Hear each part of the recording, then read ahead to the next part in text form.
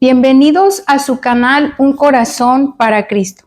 El día de hoy vamos a estar aprendiendo en el tema de la obediencia a Dios. Y una de las preguntas es, ¿cómo yo puedo saber que estoy amando a Dios? ¿Verdad? Bueno, una de las respuestas que vamos a encontrar, o la respuesta que vamos a encontrar, es aquí en el Evangelio de Juan, capítulo 14, versículo 15.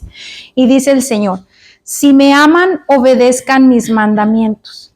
El amor hacia Dios va relacionado con la obediencia.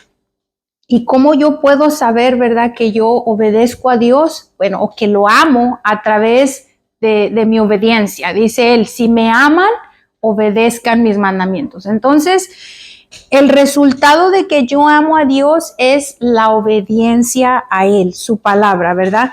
Entonces, mira, vamos a ver, tenemos unas instrucciones que el Señor nos dio en el Deuteronomio, capítulo 10, versículos 12 y 13. Y mira cómo dice el Señor, dice: ahora pues, Israel, ¿qué pide Jehová tu Dios de ti? Sino que temas a Jehová tu Dios, que andes en todos sus caminos y que lo ames y sirvas a Jehová tu Dios con todo tu corazón y con toda tu alma, que guardes los mandamientos de Jehová y sus estatutos que yo te prescribo hoy para que tengas prosperidad. El Señor dijo aquí, dice, ¿verdad?, la palabra de Dios, que qué es lo que Dios pide de nosotros, dice: que andemos en sus caminos, que lo amemos. Nuevamente encontramos aquí la palabra que lo amemos y que lo sirvamos con todo nuestro corazón, que guardemos los mandamientos que Él ha dejado y sus estatutos. Entonces, yo amo a Dios, el resultado es la obediencia. Y Él aquí es lo que dice: ¿qué pido de ti? Pide de nosotros la obediencia. Y mira, como siempre, Dios es tan maravilloso, tan precioso, y hay se puede decir una promesa, una bendición de parte de Dios, porque dice que si nosotros, ¿verdad?, hacemos esto, entonces, guardando sus mandamientos y sus estatutos, tendremos prosperidad, dice el Señor, ¿verdad? Y ya lo hemos hablado esto, la palabra prosperidad no solamente en el contexto financiero puede ser, pero la prosperidad es que nosotros vivamos una vida llena de paz, de abundancia en el Señor, en sus promesas, sus bendiciones, obedeciendo sus mandamientos, ¿verdad? Entonces, nosotros obtenemos esos beneficios, esas bendiciones de ser obedientes al Señor.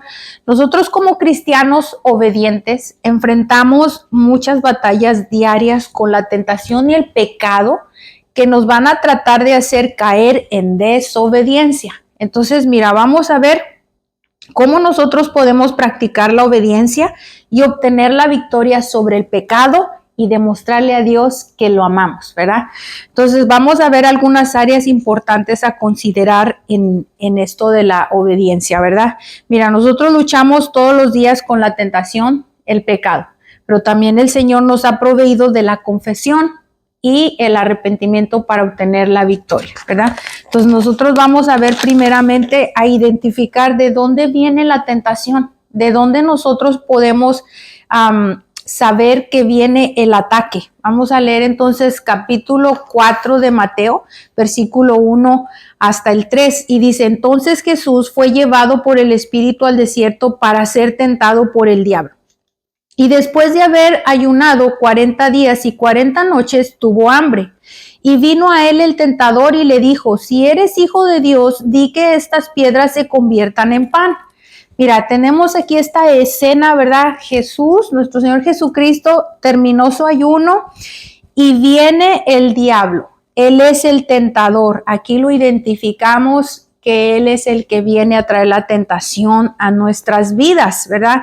Vamos a ver Santiago capítulo 1, en la carta a Santiago capítulo 1, versículo 13.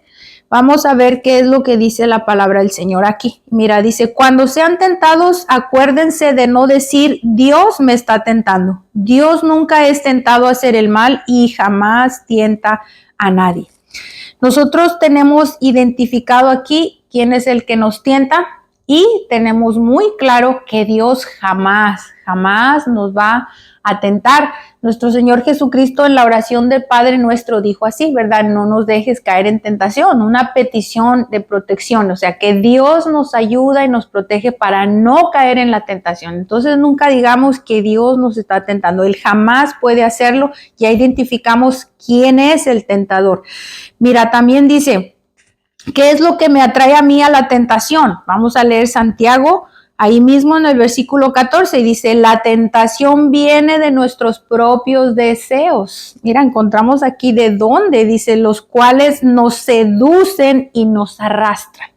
Nuestros propios deseos, ¿verdad? Dice que esto es lo que a nosotros nos atrae hacia la tentación, ese deseo apasionado, esos propios deseos que nos seducen y nos arrastran. Entonces, vemos aquí ya identificada la tentación y cómo es que nosotros somos, ¿verdad?, tentados y siempre estamos ahí recibiendo esos ataques de la tentación.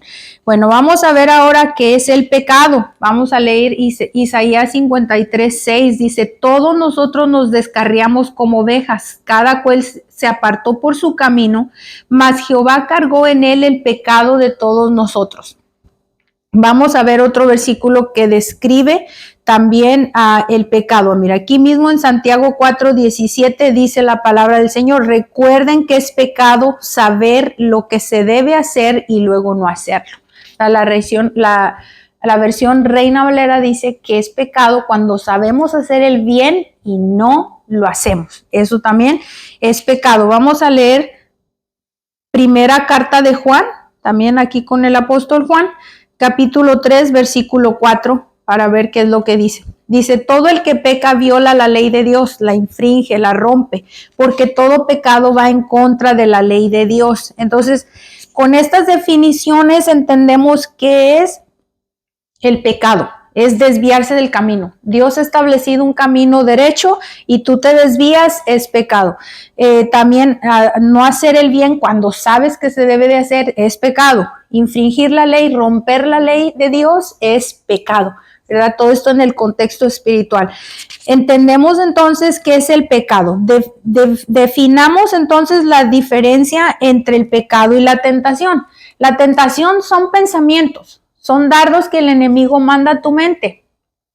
El pecado es cuando tú llevas a cabo la acción, ¿verdad? Y tenemos infinidad de tentaciones y el enemigo sabe en qué área tú eres débil. Si tienes la tentación a robar, si tienes la tentación a mentir, si tienes la tentación ¿verdad?, a hacer cosas que sabes que no están bien delante de Dios. Podemos dar una lista grande, ¿verdad? Como Él lo dice, todos esos pecados, ira, enojo, las contiendas, los chismes, las peleas, todo eso entra en la tentación. El enemigo va a andar mandando la tentación, pero está en ti si tú llevas a cabo la acción, ¿verdad? Si el enemigo manda ese pensamiento a tu mente y tú decides llevar a cabo la acción, entonces se convierte en pecado, ¿verdad? Cuando nosotros ya estamos en esta situación, cedimos a la tentación, caímos en el pecado, Dios es tan sabio, es tan maravilloso y majestuoso que dice Él, bueno, ya caíste en ese pecado, fuiste tentado, caíste. Entonces ahora Dios nos provee la confesión. ¿Qué necesitamos hacer? Confesar nuestro pecado. ¿Para qué? Para que nosotros recibamos el perdón de parte de Dios. Mira, vamos a leer el Salmo 32, versículo 5. Este salmo lo escribió el rey David, cuando el rey David, ¿verdad?, experimentó este tiempo de donde él había pecado y él dice estas palabras, dice, finalmente te confesé todos mis pecados y ya no intenté ocultar mi culpa. Me dije, le confesaré mis rebeliones al Señor y tú me perdonaste, toda mi culpa desapareció. Este es algo maravilloso. Dice él que él decidió contarle al Señor sus rebeliones, hablar con él, confesar su pecado. Y entonces el Señor lo perdonó. Esto es lo maravilloso, dice, y tú me perdonaste, toda mi culpa desapareció. Tenemos aquí ya en el camino a la victoria para ser obedientes. Mira, vamos a leer Romanos capítulo 6, versículo 11, ¿verdad? Vamos a darle lectura aquí. Capítulo 6, versículo 11 al 14. Vamos a ver qué dice aquí la palabra del Señor cuando nosotros obtenemos nuestra victoria. Dice, así también ustedes deberían considerarse muertos al poder del pecado y vivos para Dios por medio de Cristo Jesús. No permitan que el pecado controle la manera en que viven. No caigan ante los deseos pecaminosos. No dejen que ninguna parte de su cuerpo se convierta en un instrumento del mal para servir al pecado. En cambio, entréguense completamente a Dios, porque antes estaban muertos, pero ahora tienen una vida nueva. Así que usen todo su cuerpo como un instrumento para hacer lo que es correcto para la gloria de Dios.